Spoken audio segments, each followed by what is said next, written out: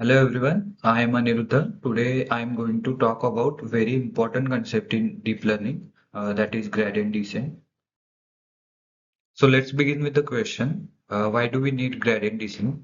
In deep learning, our main goal is to make a model learn from data by minimizing the errors. To measure these errors, we use something called loss function. Now imagine you are standing on a foggy mountain. Your goal is to reach a lowest point in the valley. So you can't see the bottom, right? You take small steps in the direction where ground slopes down. You keep going until you can't go any lower. This is exactly what a gradient descent does. It helps the model to find the set parameters, that is weights and biases, that minimizes the loss, just like finding uh, the valley bottom in the fog. So let's see what exactly gradient descent is. Gradient descent is first order iterative optimization algorithm used to find minimum value of a differentiable function. In deep learning, it's used to minimize the loss function and thus it improves models predictions. You can see the formula on the screen where W represents the weight, the model parameters. Eta represents the learning rate, that is nothing but step size.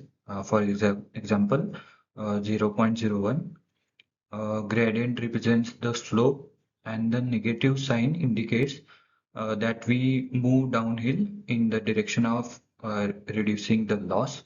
In simple terms, a gradient descent repeatedly adjusts the model's weight to make the predictions more accurate. Now let's understand how gradient descent actually works. There are four simple steps. First, we start with taking random weights for the model.